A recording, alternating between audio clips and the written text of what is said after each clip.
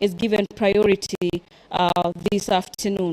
This is a bill at the second stage, and what usually happens at this particular stage is that senators will be giving their input in regards to the various proposals proposed in the various amendment to the T Amendment Bill number 1 of the year 2023.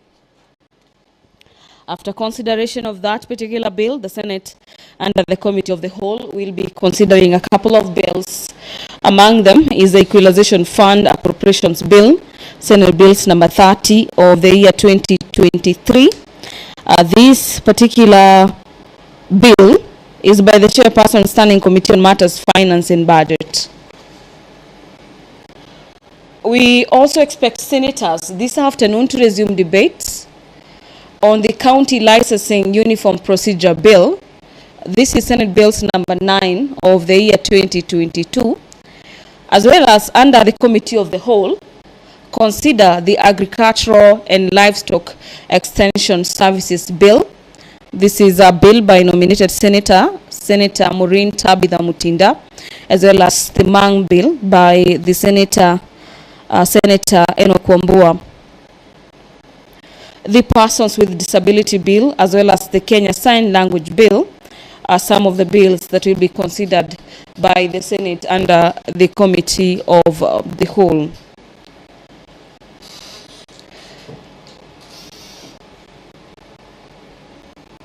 Yesterday, we witnessed senators debating the Parliamentary Powers and Privileges Amendment Bill, Senate Bill number 37 of the year 2023.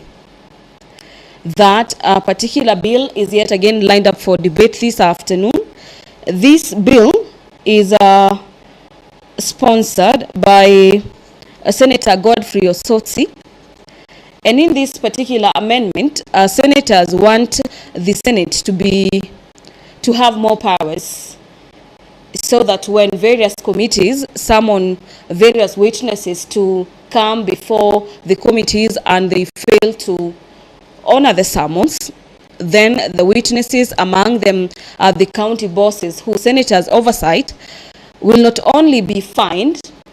We have seen them previously being fined up to a tune of 500,000 shillings, and this particular bill is proposing that the fine raises to 2 million shillings, as well as they be arrested and presented before the committee. Wakili Hilary Sigei, a member of the Speaker's panel, is the one presiding over the business of the Senate this afternoon. Allow me to hand you over for this live broadcast brought to you by KBC in conjunction with PBU. Abundant favor and blessings as your servants whom you have been pleased to call to leadership positions in this republic. We seek guidance to treat and consider all matters that shall come under our deliberation in so just and faithful a manner as to advance the peace, prosperity, and welfare of our country and of those whose interest you have committed to our child. Amen.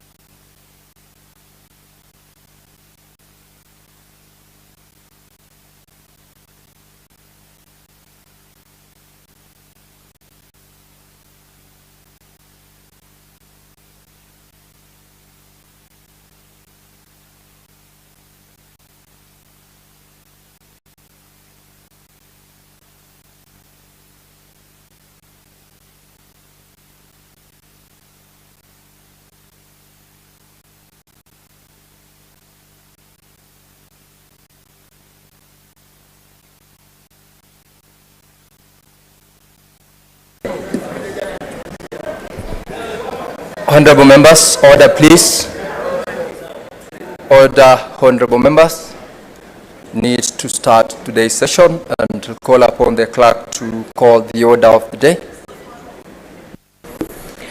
Order number 1, administration of oath. Order number 2, communication from the chair.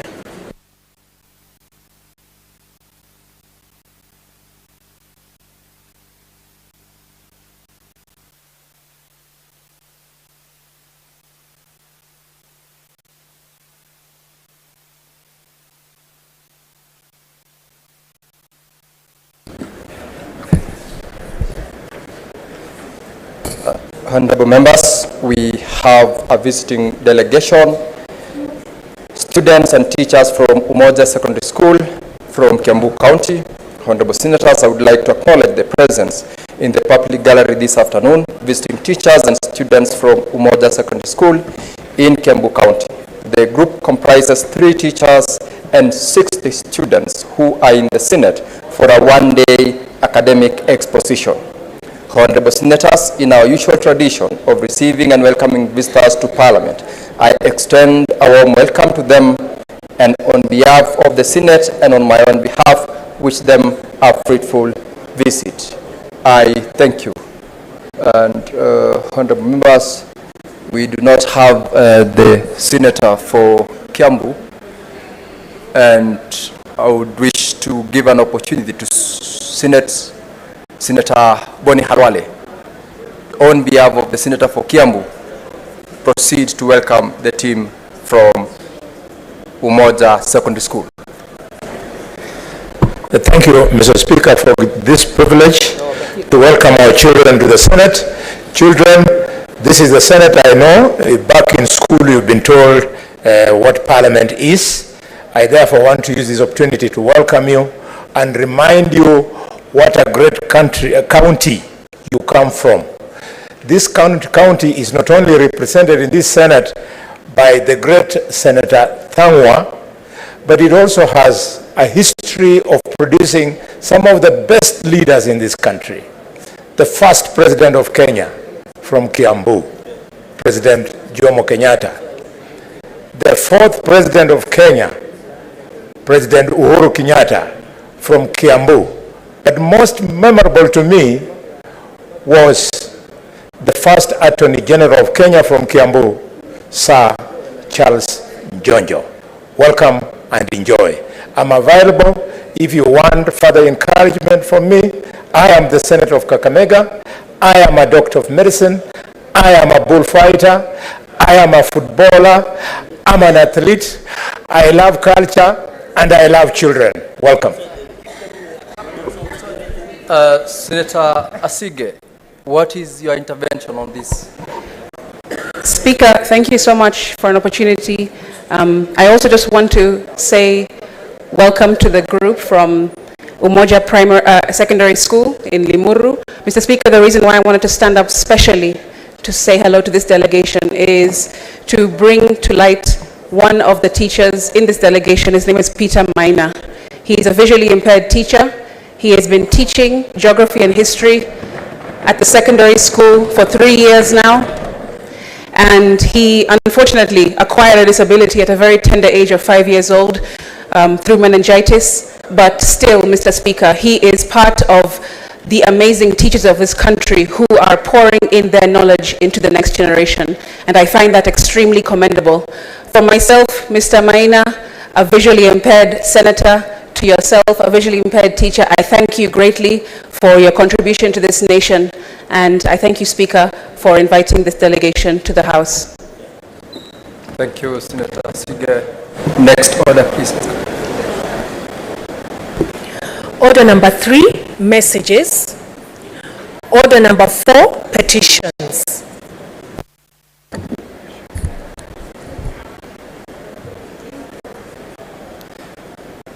Honorable members, I hereby report to the Senate that a petition has been submitted through the clerk by Mr. Peter Kangwaru Nyaga on behalf of the residents of Mudanthara sub-location regarding the plight of landlessness in Mudanthara in Embu County.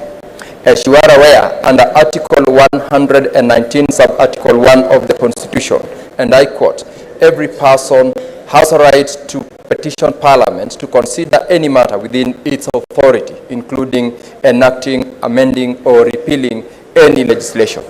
Honorable Senators, the salient issues raised in the said petition are: 1, that the petitioners and the larger community of Mutandara village have been without title documents for the land they occupy since independence, and 2, that some of the residents from the Mbere side have been forcefully evicted from the areas they occupy, therefore leaving the residents of Mutandara to live in fear of eviction.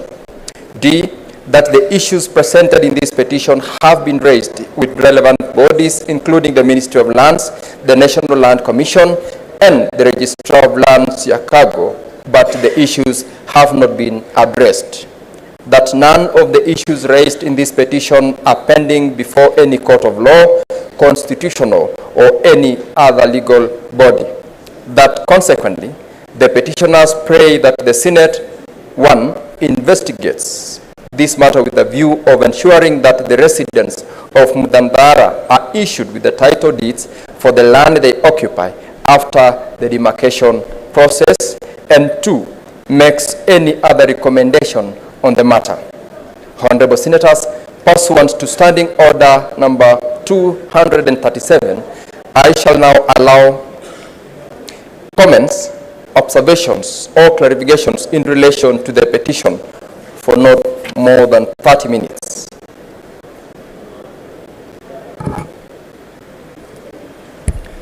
Honorable Senators, for those who are willing or interested in commenting, we will limit the comments to the timeline granted.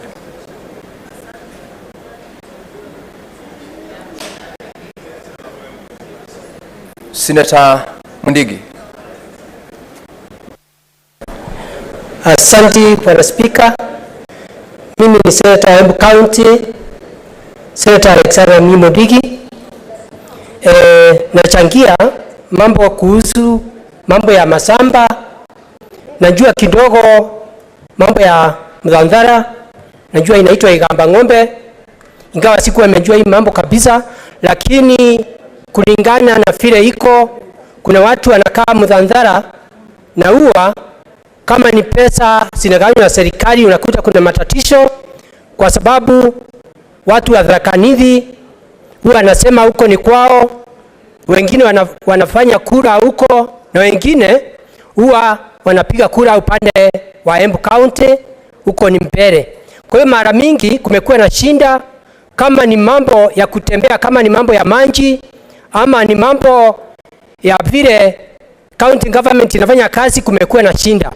Mimi ningeonelea ni vizuri kuwe hawa county mbili sikae chini, weze kuangalia vile hao watu wanaweza kupata bahati, ndio waweze kukaa vizuri kimaisha, kama ni mambo ya shule, kama ni mambo ya kupatiwa mataito, ndio waweze kukaa vizuri. Kwa hivyo ni vizuri Senate, kama hiyo jambo liko limeletwa hapa, iweze kukaa chini, waangalie vile hao watu wanaweza kupata ukweli wao. Tujue hao watu wako Embu County ama wako Mbere, na pia wapate title kama wale watu wengine. Kwa hiyo nachangia kuunga mkono hii mjadala, hao watu waweze kupata haki yao na mambo ya ukweli.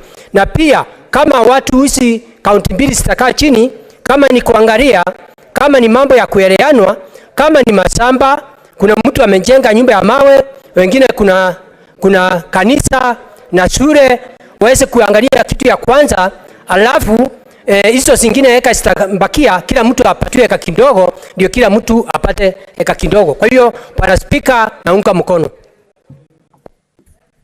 Senator Wambua Enoch.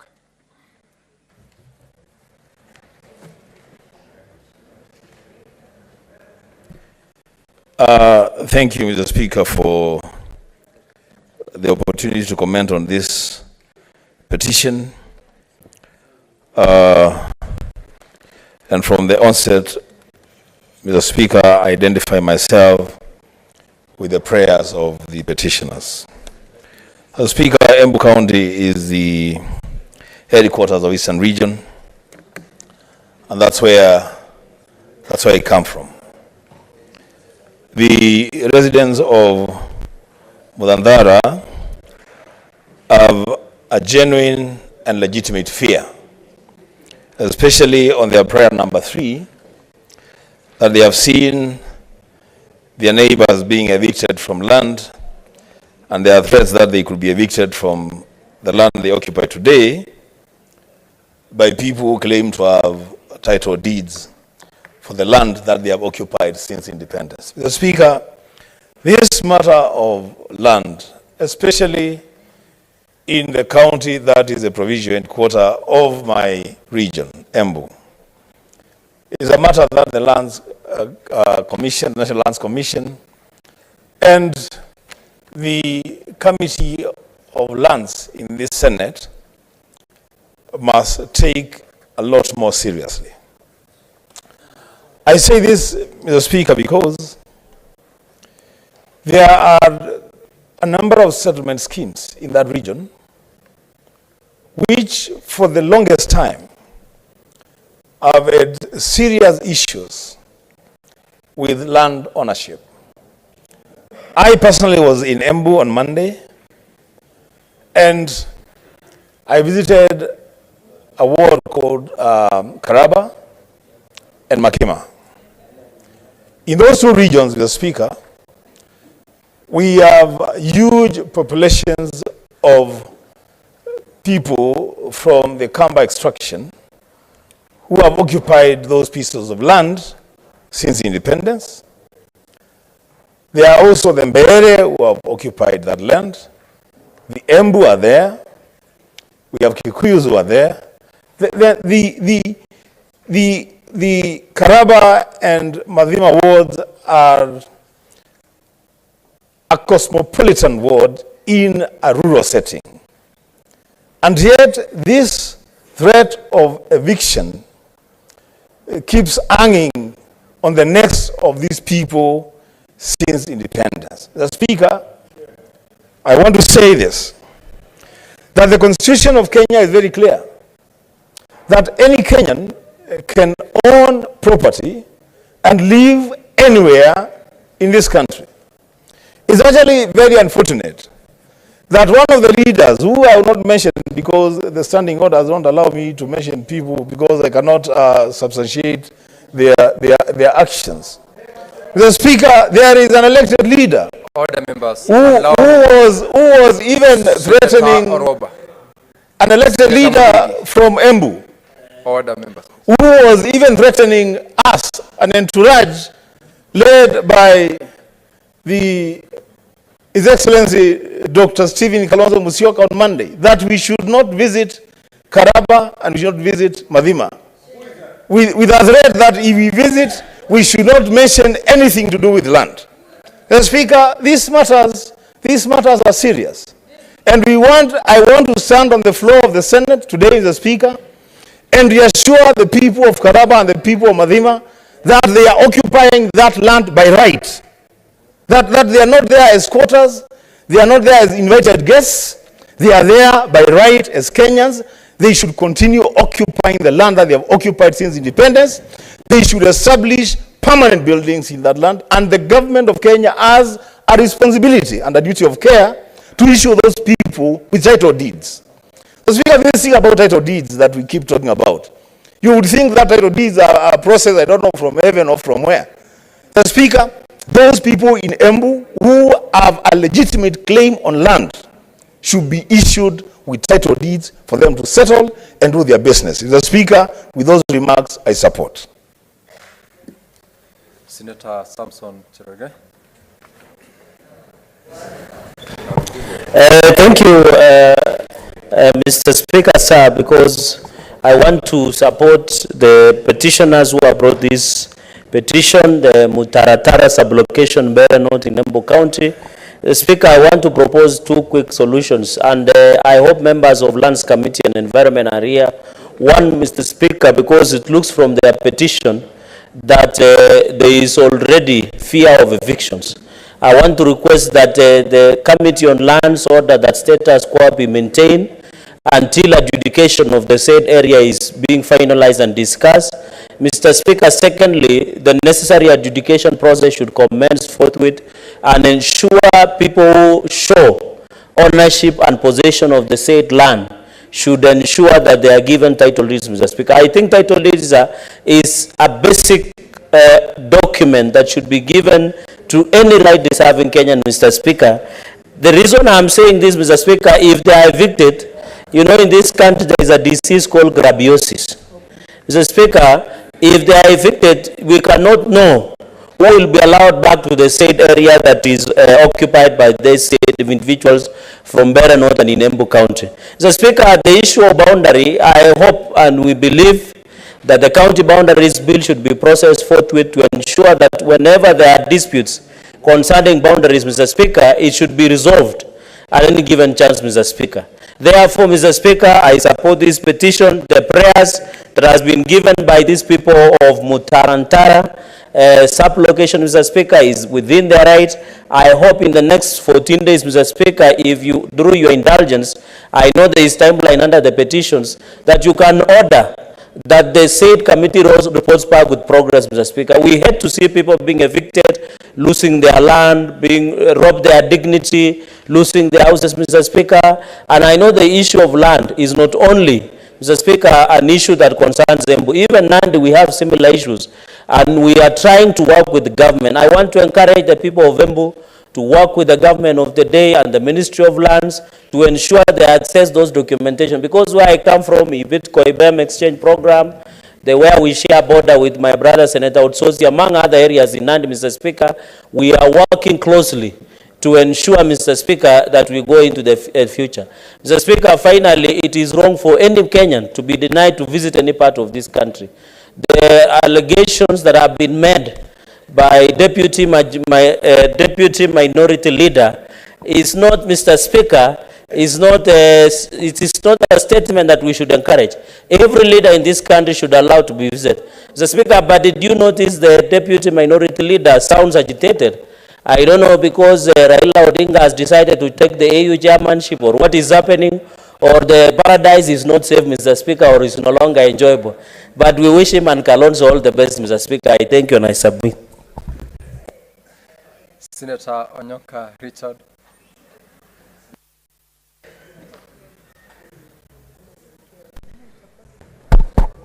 Asante ndugu Spika.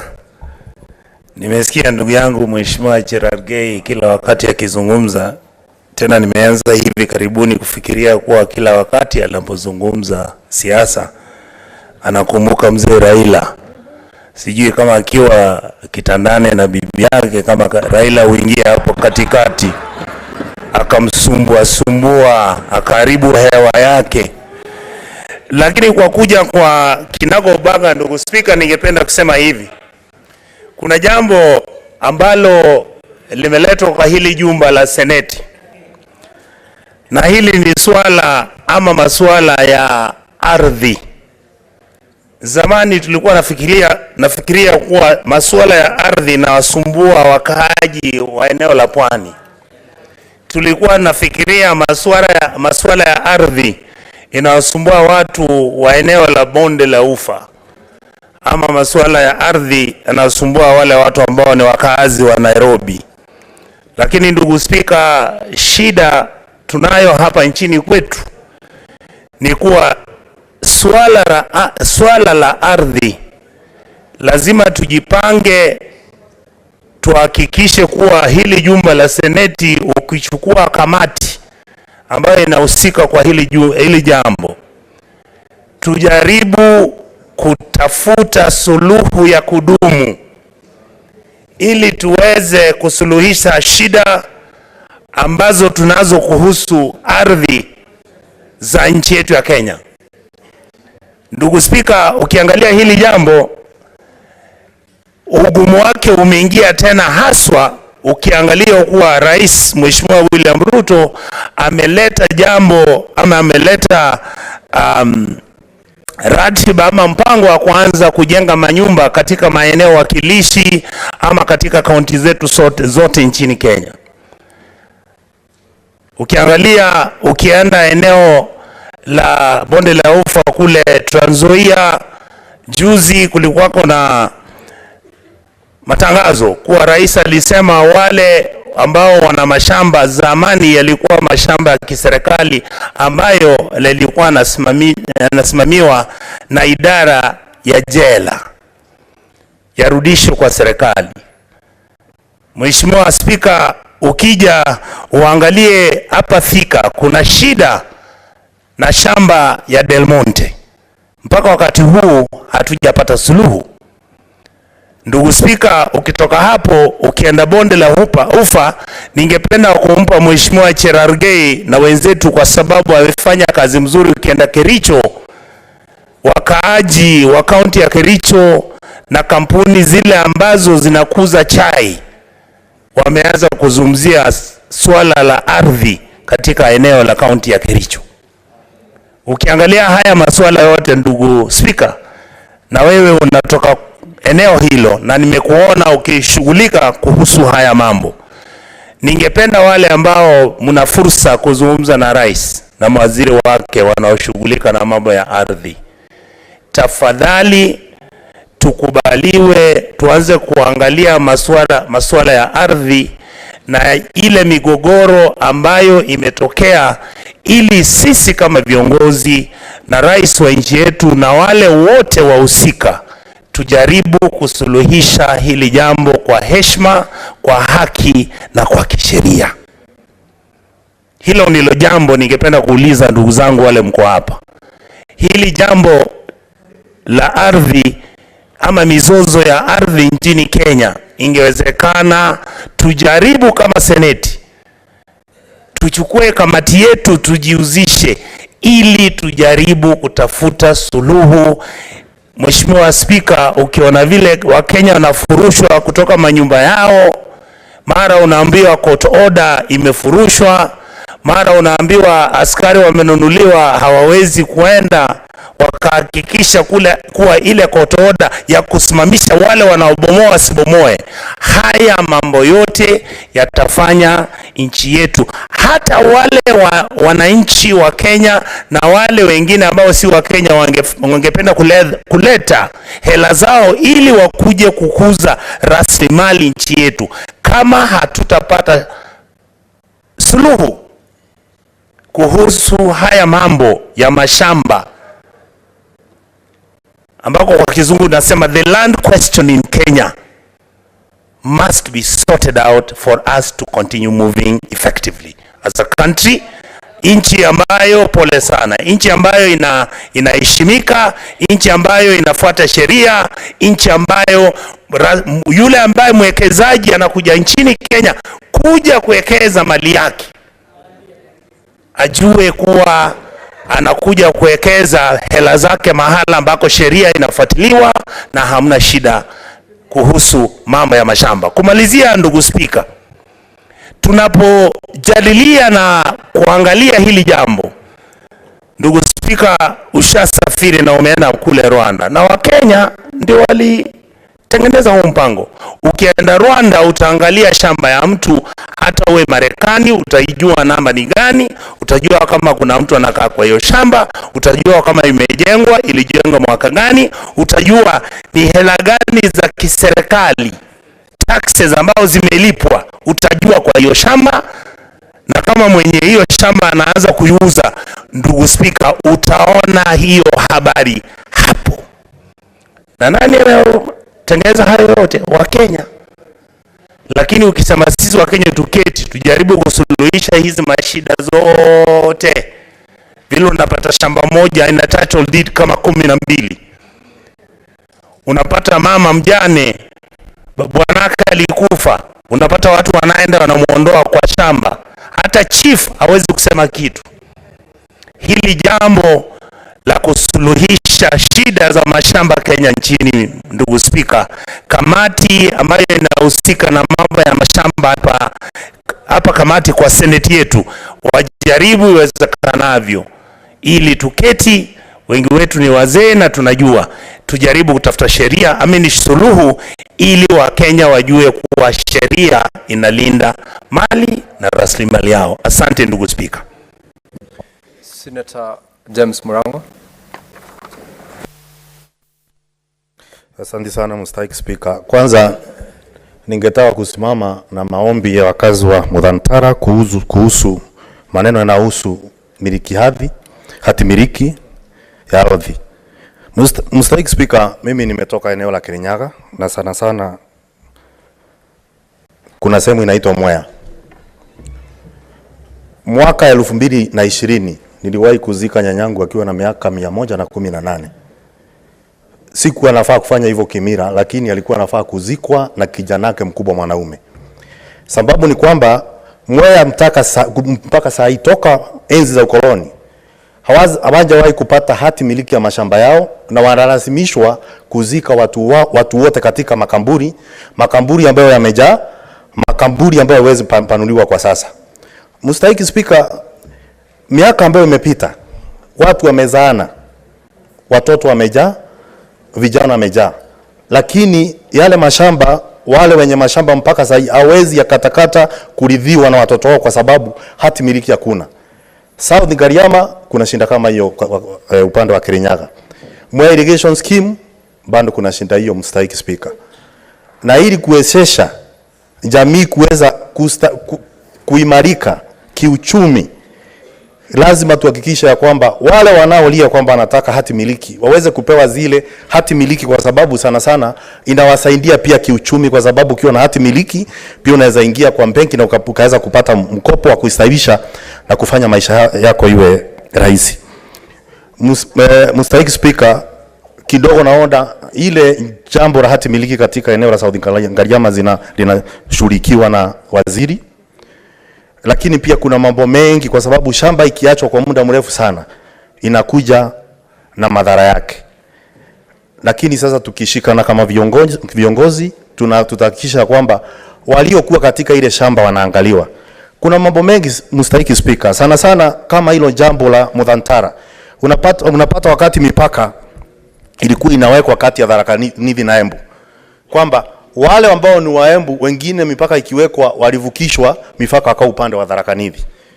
Kwa hivyo wao wanajihusisha bando na wa Embu wanavuka kupiga kura sehemu nyingine ya Embu, lakini mashamba iko katika eneo la Tharaka Nithi. Na kwa sababu hilo jambo limewekwa kwa muda mrefu sana bila kusuluhishwa, wakati mwingine inaleta maafa, na nimeona maafa Kirinyaga, najua hata kule nimesikia kukiwa na maafa. Kwa hivyo ni vizuri watu wazingatie, na si lazima mtu apewe shamba kwa sababu ametoka huku na mwingine. Kama kuna wale waliokuwa wameshikilia ile shamba kwa muda mrefu, hata kama ametoka wapi, waweze kuangaliwa na pewe hati miliki ili kuhakikisha kwamba kuna usawa kwa Wakenya wote. Asante sana Mstahiki Speaker. Senator Mwenye Haji. Asante Mheshimiwa Speaker kwa kunipa fursa hii kuchangia ardhi hali ambayo imeletwa na wakazi wa Embu kudai ardhi ambayo wamekalia na kumiliki kwa muda wote huu. Mheshimiwa Speaker, ni masikitiko kwamba miaka karibu 61 ya uhuru bado tunalilia ardhi ambazo ni zetu na ni za jadi. Sioni sababu gani serikali ipiganie kujenga majumba kwa wakazi ambao hata ardhi hawana. Utapata labda kaunti ya Embu inapigana kujengea watu wake ardhi, nyumba, lakini kwa sasa ardhi za wakazi hakuna. Watu wanakaa katika ardhi yao na wanaitwa kama squatter, Mheshimiwa Speaker. Kwa hivyo ningependekeza Mheshimiwa Speaker kwamba kitambo kamati izuru ama iangalie swala hili, wapewe nafasi ya kuwaita watu wa National Land Commission, Land Registrar wa Embu, Land Adjudication Officer, waeleze ni kwa sababu gani wale watu hawezi kuruhusiwa kukaa pale mpaka wakati itakamilika ile inaitwa adjudication process, ugawanyaji wa shamba lile, ili wale ambao wako pale sasa na wameleta maombi yao katika bunge hili wasiweze kufurushwa kama tulivyoona watu wanafurushwa sehemu tofauti tofauti. Mheshimiwa Speaker, imekuwa ni jambo la kawaida sasa watu kufurushwa katika makazi yao. Mapema katikati ya mwezi uliokwisha, wakazi wa Changamwe National Housing walifurushwa asubuhi bila ya court order, bila ya stakabadhi yoyote ya kisheria ya kuwataka waondoke mahali pale. Kwa hiyo Mheshimiwa Spika, lazima kama nchi, kwa sababu tunajua kwamba ni haki ya kila Mkenya kupata nyumba ama kupata makao ya kudumu, lakini imebadilika sasa kwamba inakuwa ni serikali ndio inavunja makao ya wananchi katika sehemu tofauti tofauti. Kwa hiyo Mheshimiwa Spika, hili ni swala nyeti, ni lazima kamati ya ardhi ilivalie njuga kwa haraka ili tuone kwamba wale wakazi wa Embu wameweza kupata makao ya kudumu katika ardhi ambazo wamezikalia kutoka jadi. Asante sana Mheshimiwa Spika. Senator Korir Chepkwet Joyce.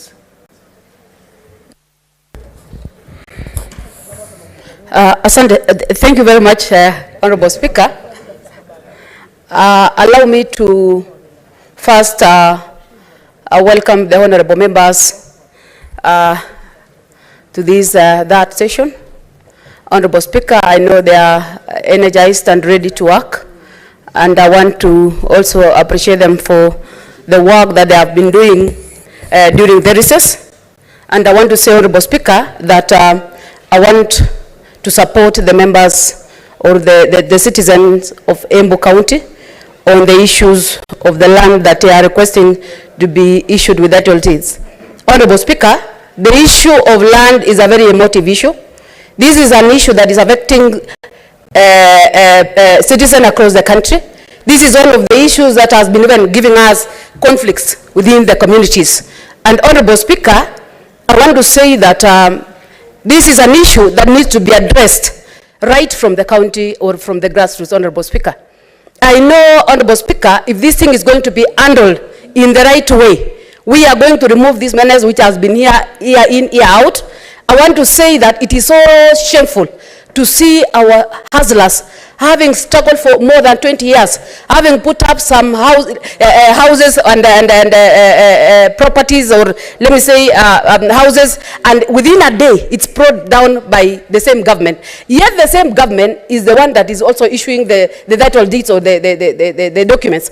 I want to say that this is issues that does not start with the citizens. It starts with the government. And I want to say that it is high time that the relevant CS should streamline and make sure that things are handled in the right way, to an extent that these people get their documents. Honorable Speaker, I'm also briefing to a number of institutions, public institutions, which are running without the title deeds. Yes, it's a public institution, Honorable Speaker. I want to say that it's high time that the committee of these houses should come down and sit down and up their game in terms of oversight to make sure that this is really the issues of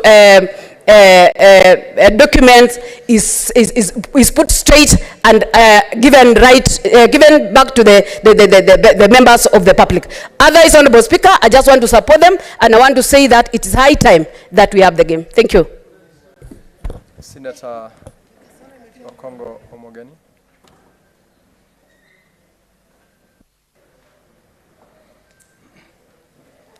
Yeah, Mr. Speaker, I thank you for also giving me an opportunity to make my contribution on this petition.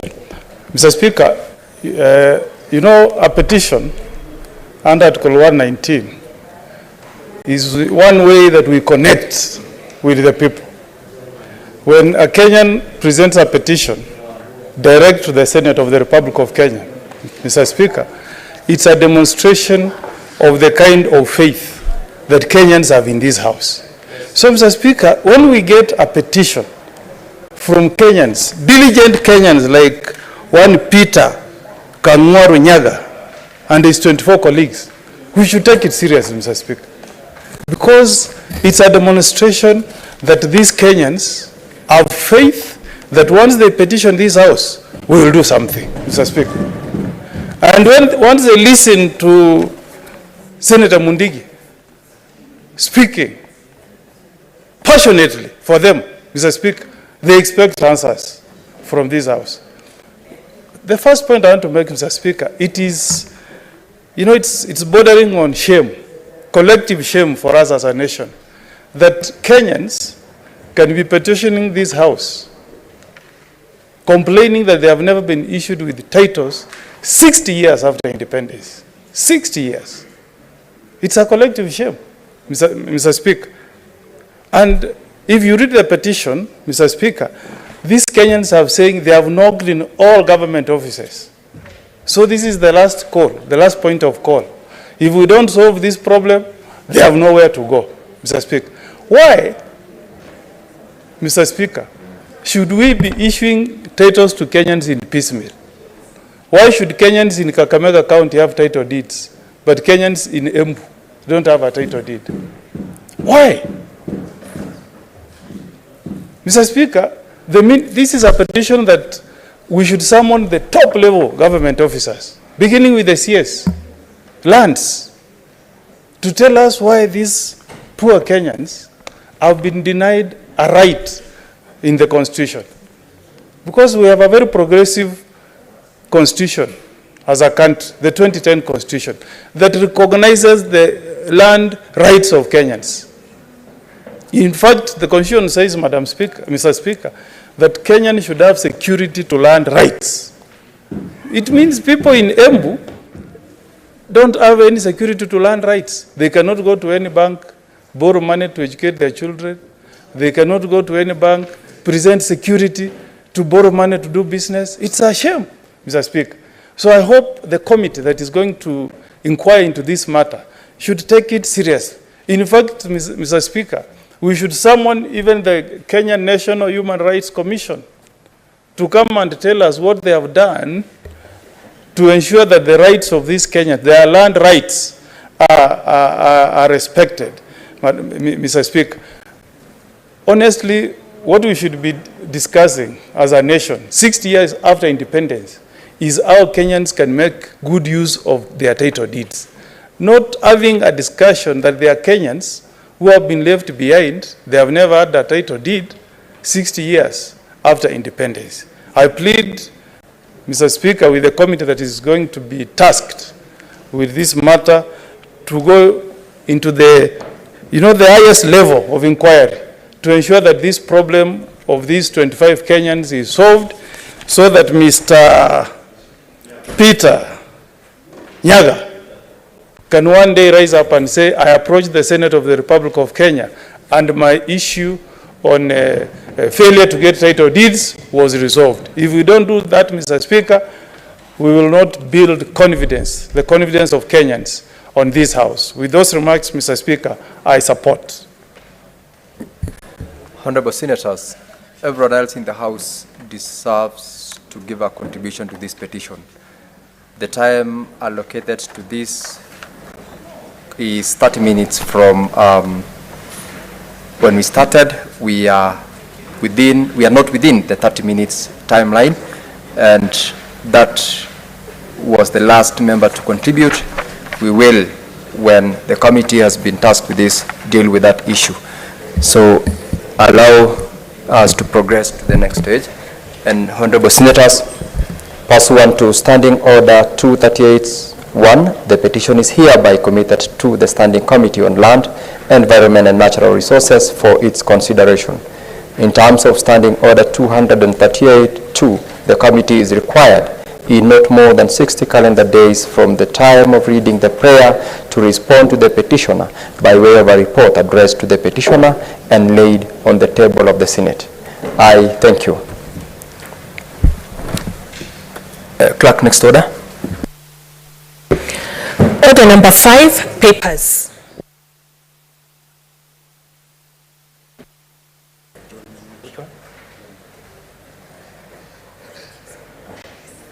Majority Leader, proceed to lay the papers.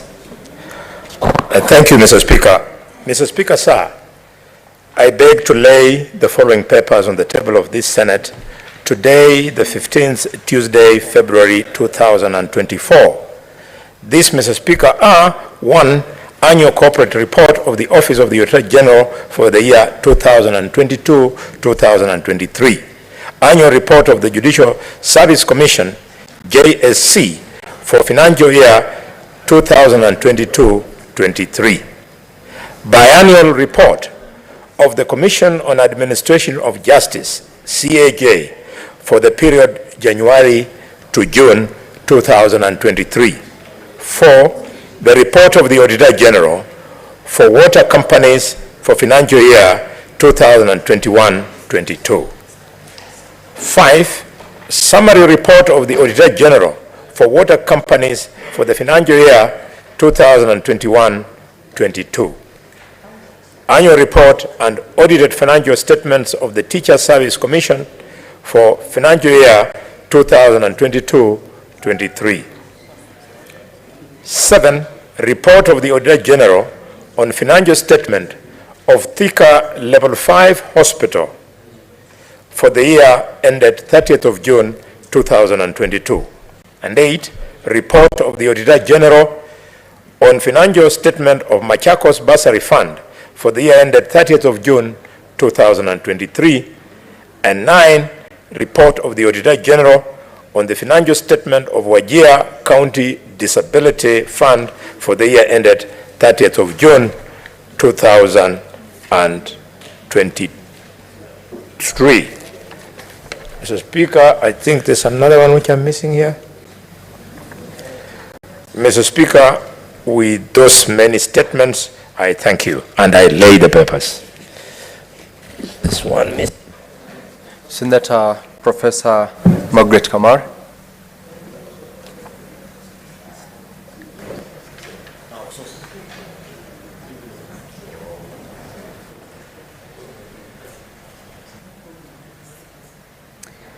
Mr. Speaker, sir, I beg to lay the following paper on the table of the Senate today, 15 February 2024.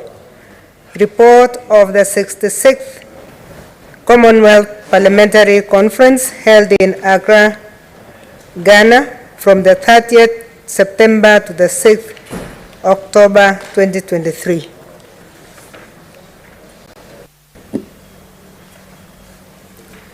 Clerk, you may now call the next order. Order number 6, notices of motion.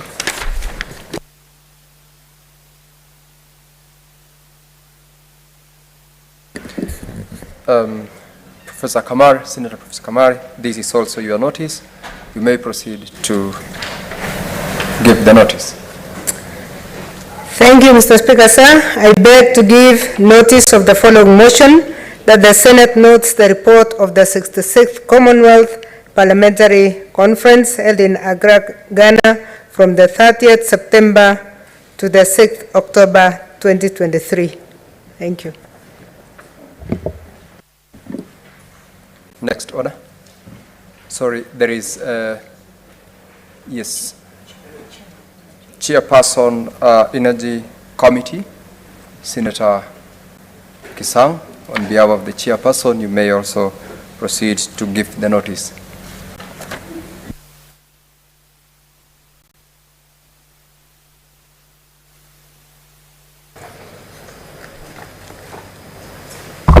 Thank you, Honorable Speaker. Honorable Speaker, I beg to give notice of the following motion, that the Senate adopts the report of the Standing Committee on Energy on the inquiry into the high cost of electricity in the country, laid on the table of the Senate on Wednesday, 27th September 2023. Thank you, Honorable Speaker. Call the next order. Yes, Senator Chergay.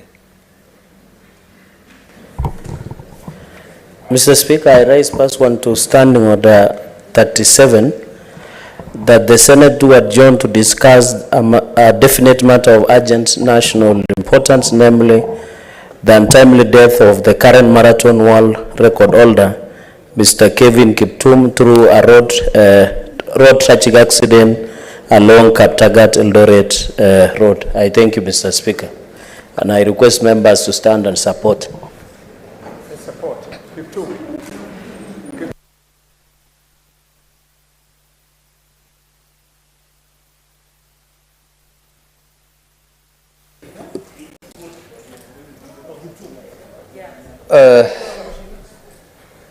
Members, I ascertain that it has attracted massive support and the threshold has been met.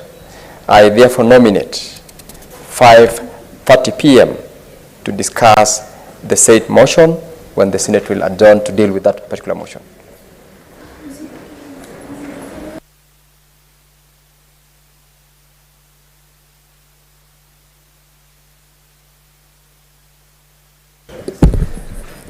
Clerk, call the next order. Order number 7, questions and statements. Senator Crystal Asigu. Thank you, Speaker.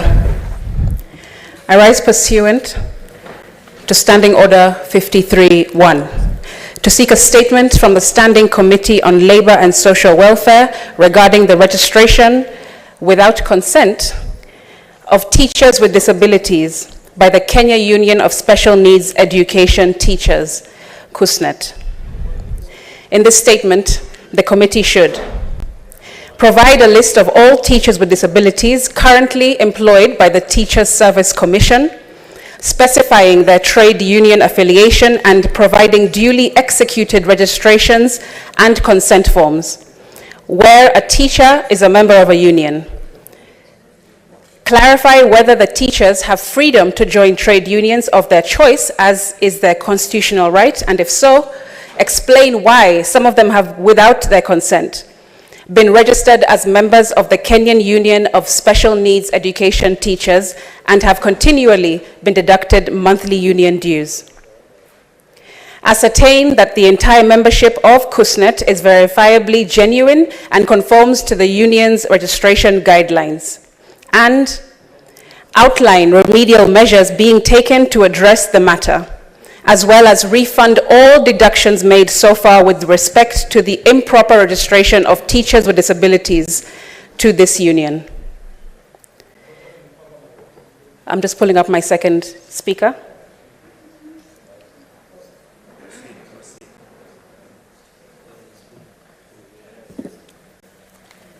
Proceed, Senator Crystal. Yes, Speaker. Give me a moment, kindly.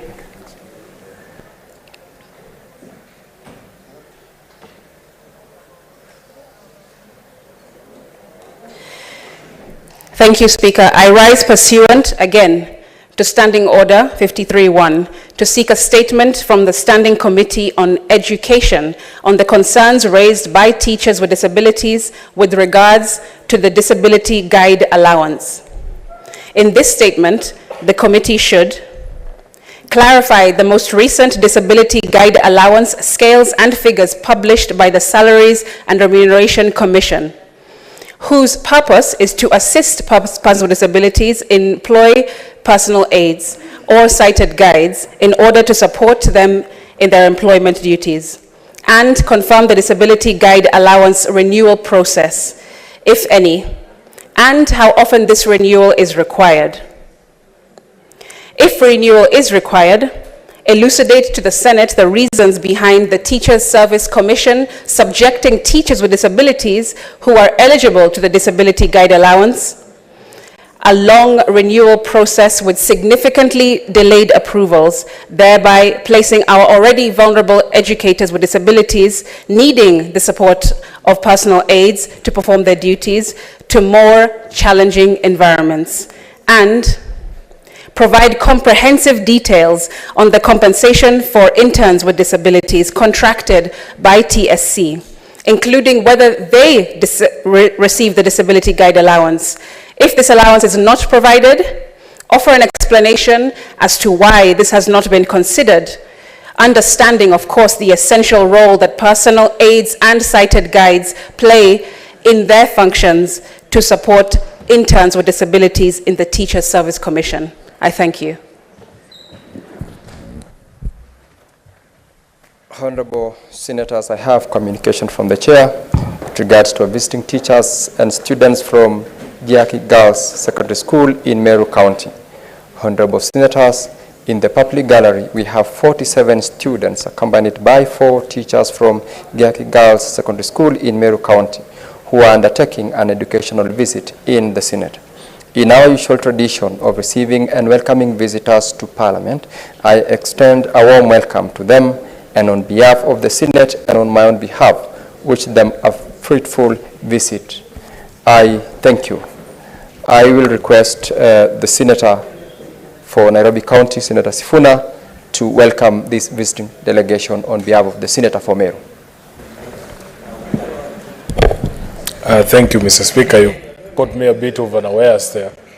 but I will take this opportunity to, on behalf of my colleague from Meru, who is also our Deputy Speaker, the able Senator for Meru, to welcome all of you to the Senate. I hope that you have a fruitful visit.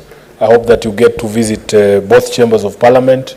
You get to sit in on a few of contributions from the members of the Senate today and see what you can pick up and learn from those contributions. As the Senator of Nairobi, I want to welcome you to the city as well, and enjoy your stay in this place and learn as much as you can in your time in the visit to the Senate. Thank you very much, Mr. Speaker. Thank you, Senator Sifuna. Senator Fatuma Dulo.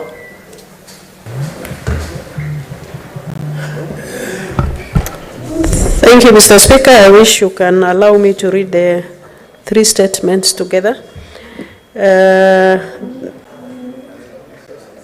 Thank you, Mr. Speaker. I rise pursuant to Standing Orders 53-1 to seek statement from the Standing Committee on Roads, Transport and Housing on the status of project being undertaken by the county government of Isiolo. In the statement, the committee should provide a list of all the county projects, including their respective locations and status of completion, as well as breakdown of budgetary allocation for projects and expenditure for the financial year 2022-2023 and 2023-2024. Number 2, provide the timelines for completion of each project, stating any delays encountered and outlining any mitigation plans put in place. 3, provide the details of any new projects planned for implementation by the county government in the near future. Number 2, I rise pursuant to Standing Order 53-1 to seek statement from the Standing Committee on Labor and Social Welfare regarding recruitment and employment at the county government of Isiolo. In the statement, provide a copy of the human resource policies and procedures manuals, including relevant policies that guide recruitment and employment by the county government of Isiolo. Provide a list of personnel currently employed by the county executive and assembly, specifying their terms of engagement, whether permanent and pensionable, fixed term contract or casual. Number 3, furnish the Senate with the payroll for both the executive and the county assembly, clearly indicating the salary and allowances entitled to each employee. Finally, Mr. Speaker, I rise pursuant to Standing Order 53-1 to seek statement from the Standing Committee on Finance and Budget regarding pending bills in Isiolo County Government. In the statement, number 1, provide comprehensive breakdown of the total pending bills for Isiolo County Government from the financial year 2013-2014 to the financial year 2022-2023, categorized by each spending line. 2, provide reasons for the accumulated pending bills, stating the duration for which each bill has remained unresolved. Number 3, present an exclusive account of the payments made towards settling of pending bills since the establishment of Isiolo County Government. Finally, elucidate on the existing strategies implemented by the county government aimed at addressing the pending bills and preventing the accumulation of pending bills in the future. I thank you, Mr. Speaker. Senator Edwin Sifuna, you've got a statement as well.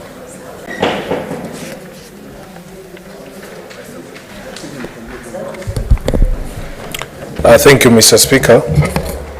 Mr. Speaker, I rise pursuant to Standing Order 53-1 to seek a statement from the Standing Committee on National Security, Defense and Foreign Relations regarding the frequent incidents of fire in the city county of Nairobi.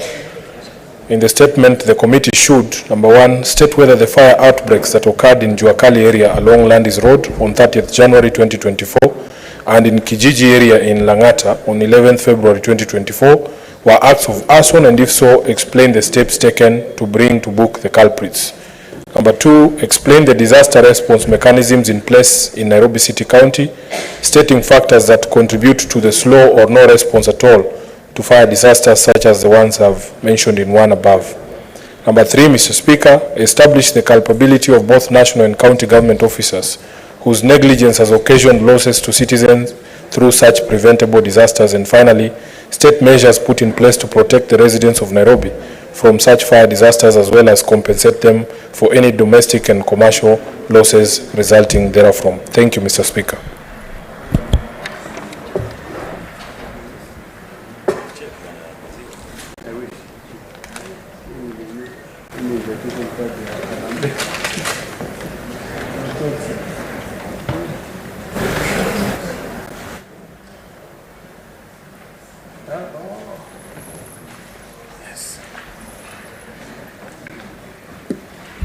Honorable members, we are deferring statement pursuant to Standing Order 57-1, supposedly to have been given by the Senate Majority Leader on the business of the House for the week commencing 20th February 2024 to the next session.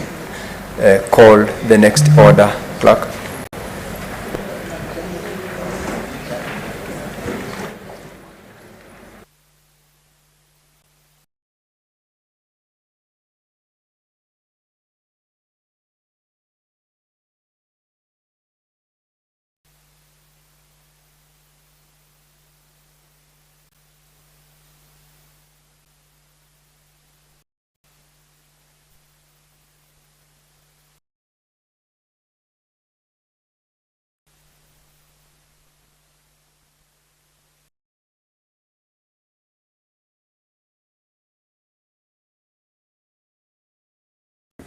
Honorable members, we are going to rearrange the order of business for today.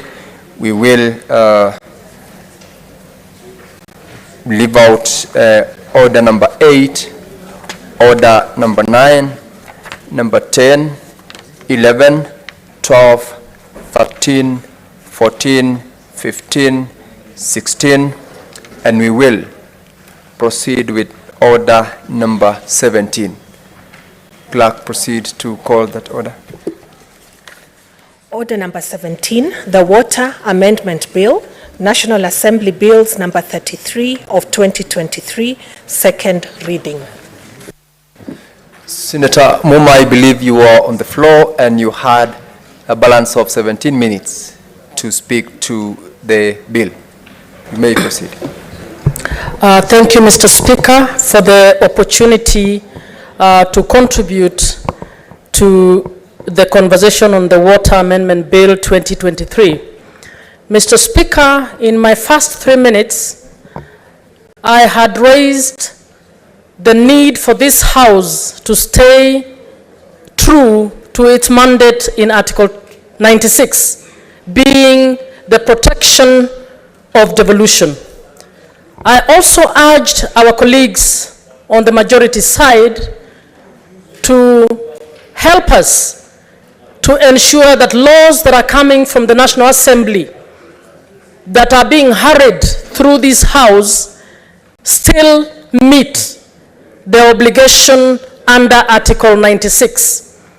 I want to reiterate that this amendment bill is one of those bills that actually offends the Constitution when it comes to devolution.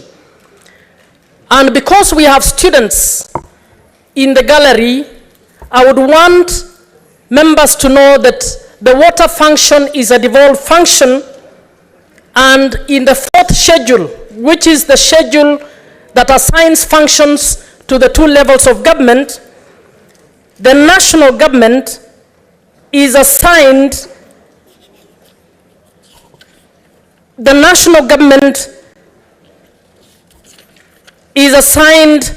the role of protection of the environment and natural resources with a view to establishing durable and sustainable systems of development, including in particular C, water protection, securing sufficient residual water, hydraulic engineering, and the safety of dams. Mr. Speaker, the role of government in addition, of national government in addition to this, is developing national policy, national standards, and the regulation of matters relating to water. The county government, on the other hand, is the one that is assigned the water service provision. And it includes county public works and services, including stormwater management systems in built-up areas and water and sanitation services.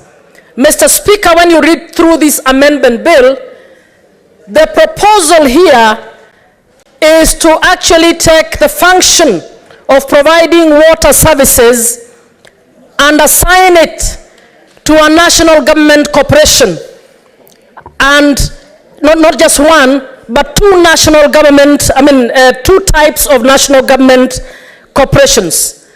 Mr. Speaker, the Water Act 2016 established a number of bodies, including the Water Resources Authority, the National Water Harvesting Storage Authority, the Water Works Development Agencies, among other national government bodies with specific roles that they are supposed to carry out. In this bill, it is being proposed that functions that belong to county water companies be given to the National Water Harvesting Storage Authority, whose functions are limited to developing infrastructure for managing water resources during emergency and during the drought time. Now, this authority, which is the former National Water Pipeline Authority, has, through the back door, tried to usurp functions that are actually provided to the water companies. So basically what we are being told, from the first clause to the end, we are just reorganizing the amendments to ensure that this authority is assigned functions that belong to a county government. Mr. Speaker, I would call on this House to ensure that we do not pass this law, because if we pass it, it will offend the Constitution. It will also be stopped by the courts. So as a House in this third session, I am calling upon us to rise up and be the House that does what 96 calls upon us to do. They have suggested a number of changes in the definition. For instance, in section 2, they are proposing to introduce new language that it brings in a contracting authority, which is at the national government, a state department agency or state corporation which intends to have its functions undertaken by a private party. Mr. Speaker, when this bill was introduced in this House, we were told that it was trying to bring in a PPP that would enable faster delivery of services. Mr. Speaker, I want to tell this House that there exists a PPP law in this country. That PPP law is skewed towards helping the national government, and it can actually be used. And nothing stops that PPP law being used from getting a private actor, for instance, to build a dam in this country. So this addition here and the suggestion that this is supposed to bring in the PPP does not help. The PPP Act excluded county governments, did not properly provide for county governments. And the Water Act in section 96 actually provides ways in which the county governments and county entities can actually enter into a PPP. So county water companies are enabled to be able to enter into PPPs under the Water Act. But the amendments being proposed in this law are actually clawing back on the powers given to counties to actually provide that power. So, Mr. Speaker, from that and moving on to the next clause, which is clause 3, on amending section 32, it is proposing new clauses that suggest that the water companies or agencies may enter into bulk purchase agreements with an investor. Now, the purchasing and selling of water services is a county function. So you can see clearly in that clause 3 We are trying to enable authorities that should not be entering into the selling and purchasing of water to actually do so.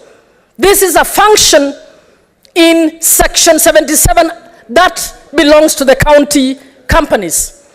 I'm urging all of you to read the Constitution, read the Water Act, and then read this amendment bill, and you will be able to see the mischief that I am talking about. It is about removing functions that belong to water companies that are county and diluting that power in Section 77 and beefing up the functions of the Water Resources Storage and Harvesting Authority in Section 32, and the water agencies, and all of you know that we have about 9 water agencies that belong to national government, to give them powers to do what the water companies are supposed to be doing in in Section 77. Mr. Speaker, Article 189 of the Constitution is the article that provides for intergovernmental relations. The Water Act contemplated this and provided for opportunities in which the national government can cooperate with the county governments and how county governments can cooperate with each other. And this kind of cooperation was that national government may develop waterworks of the national nature. Waterworks of the national nature might be taking care of a water resource that is taking care of more than one county, or one that is intended to provide services to a national entity. For instance, if we want to develop a dam with the sole purpose of providing water to the National Defense Forces.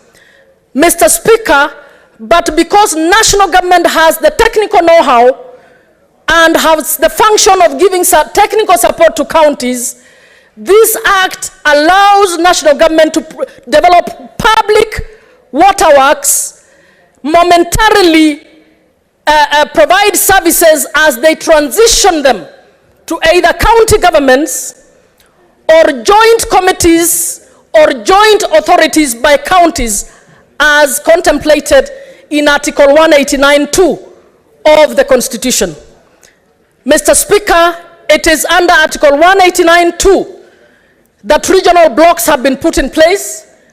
And Mr. Speaker, this House should be encouraging the collaboration between counties, the intergovernmental cooperation between counties to develop services within the regions instead of reversing those services and bringing them back to the national government.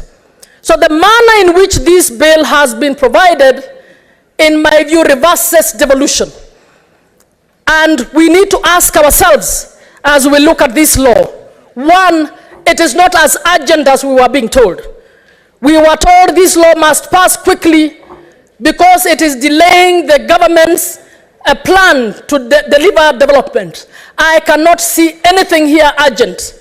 The urgent thing here is to try and revive the former national pipeline, water pipeline, as was, give it resources and functions that do not belong to that institution. I am urging all of us to look at this seriously and actually see how we can streamline this sector. One, we have 9 national, regional water companies. We also have county water service providers, each county having its own. Mr. Speaker, under another ministry, we also have regional development authorities with water functions. I am calling on this House to actually take this matter seriously. There was once I suggested that we even form a water committee because we don't have a water committee. Water is part of environment, land, and whatever else, and as a result, we are not seriously looking at this function. I am suggesting that this House consider setting up a water committee to streamline what is happening in the water committee. Finally, I want us, that team, to also be able to look at the Abdikadir report that actually recommended the rationalization of functions of state corporations. What we are being told to do here is to multiply, to reverse devolution and create more parastatals that we should be winding up. I want us to be that brave house that will stay true to the Constitution of Kenya and to devolve governance system and do what is right. Finally, Mr. Speaker, I wish to call upon our Secretariat, even if a law originates from the National Assembly. I'm calling upon you because I know your brilliant team. Please do a proper analysis of these laws against the Constitution and share with every member, so that as we contribute to these laws, we are able to do justice to what our mandate is as the Senate. I oppose this bill, Mr. Chair. Senator Shirarkei.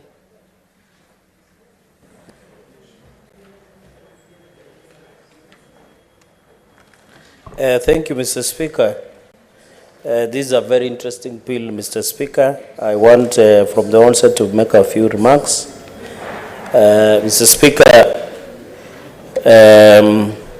allow me to say a few things about this bill so that members can have a chance. Mr. Speaker, the Water Amendment Bill of 2023, Bill number 33 of 2023. My opening remarks, Mr. Speaker, I hope in future the way we prioritize bills of the National Assembly, I hope also the National Assembly should prioritize our bills, because most of the time, Mr. Speaker, when we have a bill that comes from the National Assembly, it is normally given a priority. So I hope going into the future, Mr. Speaker, we can be able to also convince our brothers and sisters in the lower house to be considerate and ensure, Mr. Speaker, that they prioritize the bills, especially in enriching, widening, and developing devolution in this country, Mr. Speaker. So, Speaker, before I make remarks, I want to pass my deepest empathies and sympathies to the people of Baringo County, Mr. Speaker. In the last 1 or 2 months, we have lost a number of more than 20 people through the insecurity and banditry, Mr. Speaker. And one of the unique cases, Mr. Speaker, is the recent head teacher that was being shot, who was blind. Interestingly, about the life of that teacher, Mr. Speaker, and it explains about insecurity in Baringo, is he was shot when he was young in 1978, and he lost the sight. Unfortunately, again, the bullet of the bandit has killed the same teacher, Mr. Speaker. So our hearts goes out to them, to the great people of Baringo, Mr. Speaker, and I hope going into the future, the runaway security should be addressed forthwith and ensure our people enjoy their security. And I remember a senator from Nyamira a few moments ago, Mr. Speaker, said about enjoyment of rights. I hope the great people of Baringo can enjoy security as a matter of right, Mr. Speaker. So, Speaker, the third point I want to make is that there is nothing unusual about this bill. I have studied carefully, Mr. Speaker. This bill is trying to ensure that each and every Kenyan gets access to water. You remember, Mr. Speaker, when we had an issue of, was it Muranga? When they were Muranga tunnel that was supposed to supply water that needs for domestic use or industrial use in this city. Mr. Speaker, one of the biggest challenges, including Nairobi City, County, and other major towns in this country, Mr. Speaker, one of the biggest challenges is access to clean and safe water, Mr. Speaker. Almost 80% of diseases are waterborne diseases, either consumption or drinking of not safe and dirty water, Mr. Speaker. Mr. Speaker, any bill or any law that comes up from either side that will continue to ensure Kenyans access to clean and safe water, Mr. Speaker, should be encouraged. From the reading of this water amendment bill, Mr. Speaker, I want to say that it tries and brings public partnership, the PPP. Mr. Speaker, you know government is not in the business of doing business. So this, when you look at the definition under section 2, it gives contracting authority, both national and the county governments. Mr. Speaker, as we discuss, we need only, because I know nowadays we have what we call County Public Investment Committee, CPIC, where water companies, non-revenue water, our companies are being run, Mr. Speaker, the water works that are there, Mr. Speaker, is that we need to be more careful. The issue should be, we have seen most of the water companies in counties are not being run properly. They are either being run down. There is a lot of revenue called non-revenue water, Mr. Speaker. There is normally a lot of challenges with our water companies, especially at the county